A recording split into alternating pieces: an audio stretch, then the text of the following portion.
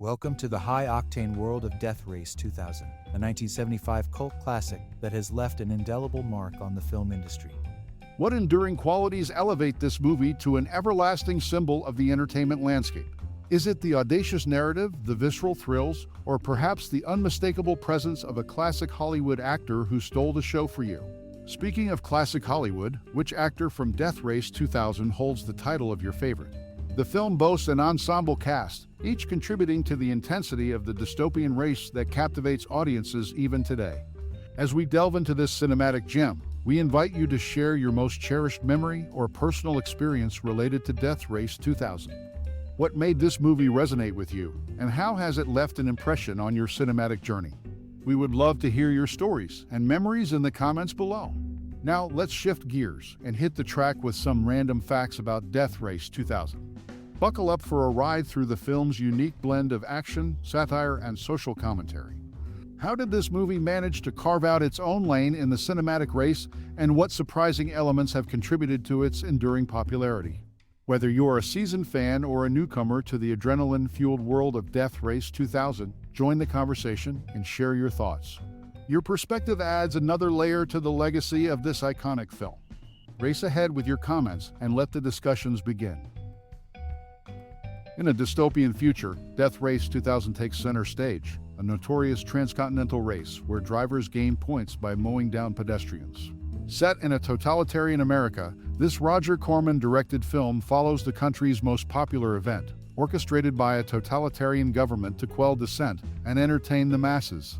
The charismatic and enigmatic Frankenstein, a reigning champion with a mysterious past, becomes the focal point alongside his rival, the rebellious and idealistic Machine Gun Joe.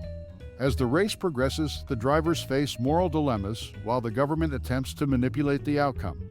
With its blend of dark humor, over-the-top violence, and social commentary, the film captivated audiences with its unique take on a future society obsessed with violence and spectacle.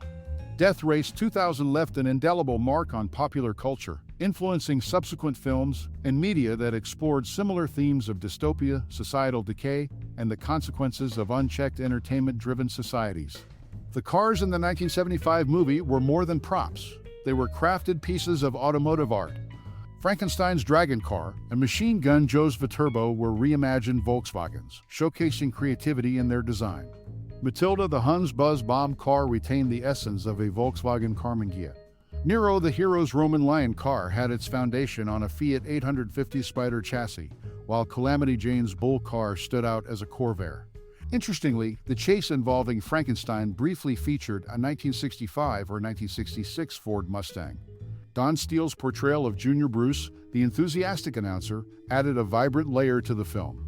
His presence and a similar character in another cult classic car chase film, Grand Theft Auto, starring Ron Howard, highlighted his impact in this genre. Roger Corman's revelation about the car's afterlife added another dimension. Several custom-built cars found a new home in car museums, fetching prices much higher than their initial cost of creation. The movie's legacy isn't just on the screen.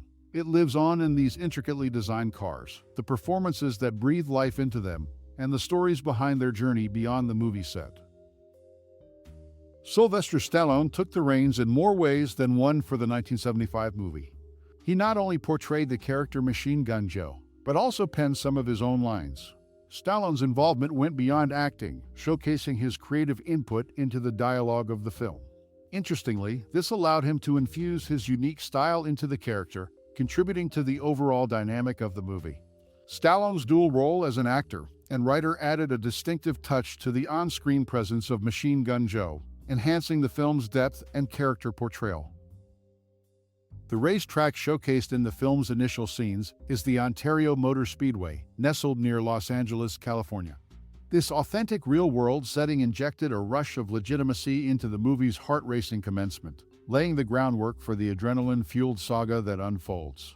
Not only did this location serve as the backdrop for the high-octane action, but it also housed the grandstand scenes, capturing the electric fervor of the spectators. These moments drew audiences into the pulse-pounding atmosphere of the cutthroat race, immersing them in the intensity and thrill of the spectacle. The selection of this iconic track wasn't incidental. It was a deliberate move that imbued the movie's opening sequences with an unmistakable vitality. The palpable energy emanating from this choice fueled the impact it had on viewers, setting the tone for the gripping narrative that followed. It was a masterstroke in enhancing the film's immersion and ensuring that audiences were strapped in for a thrilling ride from the very start. All this was meticulously crafted to resonate deeply with viewers, making it an unforgettable cinematic experience. David Carradine's portrayal of Frankenstein in the movie marked a pivotal moment in his career. Transitioning from his role in Kung Fu, Carradine aimed to shed that image swiftly. He stated that taking on Frankenstein was a deliberate move, a means to break away from the shadow of his previous character.